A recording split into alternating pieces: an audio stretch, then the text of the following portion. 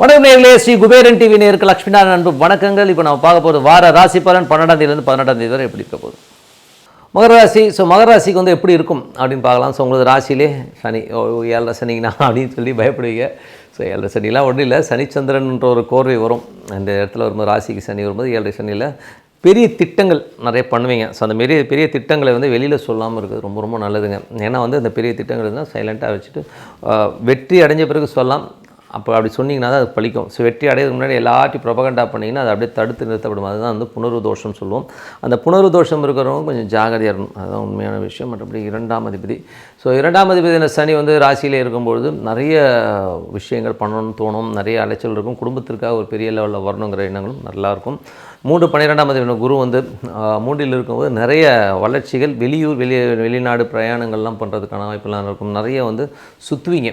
ஓகேங்களா. யாருக்கு மகர லக்னத்தில் குரு திசை புத்தி நடக்கணும், நிறைய சேஞ்சஸ் இருக்கும் லைஃப்பில். புதிய முயற்சிகளானதுக்காக நிறைய சுற்றுறது, இந்த மாதிரி விஷயங்களாக இருக்கும். கண்டிப்பாக வெற்றிகள் கண்டிப்பாக இருக்குங்க.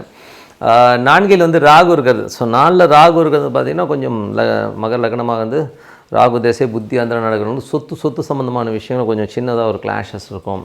அந்த மாதிரி விஷயங்கள் இருக்கிறதுனால கொஞ்சம் பார்த்து நடந்துக்கணும். அது சுக்கரனுடைய சாரத்தில் போகுது. சுக்கரனுடைய சாரத்தில் போகும்போது அது 5-10 தொழில் ரீதியான விஷயங்கள் ரொம்ப கவனமாக இருக்கணும். ஏன்னா தொழில் நம்ம நான் தான் பெரிய ஆள் அப்படின்னு காட்டுறீங்க. அதெல்லாம் கொஞ்சம் பார்த்து நடந்துக்கணும். அதுக்கப்புறம் பார்க்கும்போது 5. 5ஆம் அதிபதி உங்களுக்கு 12இல் இருக்கிறது நிறைய அலைச்சல்கள் இருக்கும். கலைஞர்களுக்கு நிறைய அலைகழிப்பு இருக்கிறதுக்கான வாய்ப்புகள் இருக்குது. குழந்தைகளுக்காக நிறைய செலவு பண்ணுற மாதிரி விஷயங்களும் நிறைய இருக்கும். நிறைய செலவுகள் வருவதற்கான வாய்ப்பு நிறைய இருக்குது. அதே மாதிரி 5இல் உங்களுக்கு செவ்வாய் வக்கரமாக இருக்குது. 4-11ஆம் அதிபதி செவ்வாய் 5இல் வக்கரமாகும்போது உங்களுக்கு வருமானம் சம்மந்தமான விஷயங்கள், சொத்துக்கள், வருமானம் சம்மந்தமான விஷயம் கொஞ்சம் டிலேடாக கிடைக்கிற மாதிரி விஷயங்கள் இருக்கும். ஏதாவது வாடகை எதிர்பார்க்க கொஞ்சம் டிலேடாக கொடுப்பாங்க இல்லையா. மற்றபடி எல்லாமே சிறப்பு தான். மற்றபடி 6ஆம் அதிபதி மற்றும் 9ஆம் அதிபதி புதன் 12இல் இருக்குது. 6, 9, 12 பிரயாணங்கள்.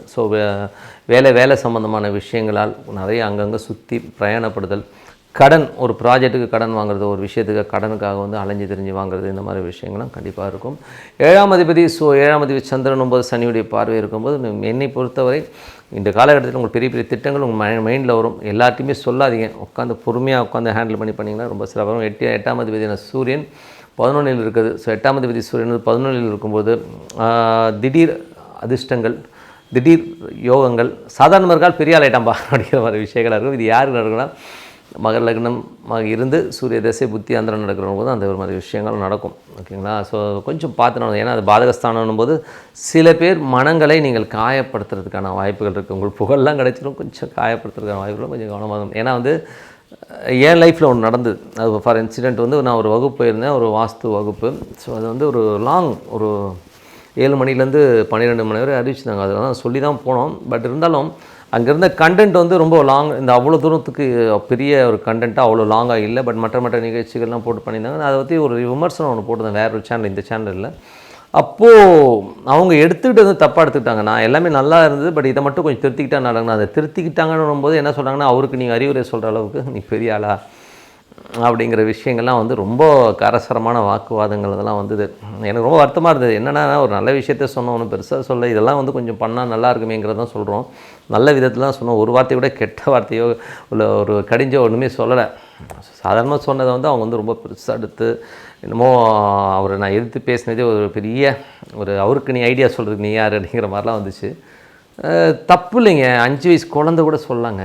5 வயசு குழந்தை மற்றவங்களை அறிவு இருக்கும். அறிவு இருக்க குழந்தைகள் 5 வயசு குழந்தைகளும் மேதாவி இருக்குது.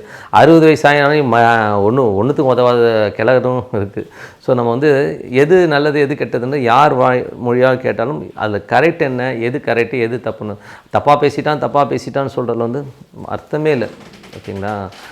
தப்பாக பேசுகிறதுக்காக நம்ம பேசலை, மாற்றம் வரணுன்றதுக்காக தான் பேசணுங்கிறது தான் உண்மையான விஷயம். அதை பண்ணாலே போதும். ஏன்னா அது கொஞ்சம் வருத்தமாக இருக்குது. இந்த மக்கள் மைண்டில் இந்த மாதிரிலாம். பட் எல்லாமே அவங்க ஆளுங்க, எல்லாமே விழுதுகள், அண்ணனின் விழுதுகள் தான் வச்சுப்போமே.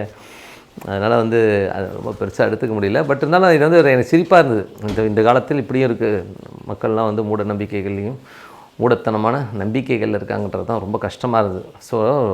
அதனால் கண்டென்ட் கம்மிங்கிறது சொன்னது அவங்களுக்கு வருத்தம்.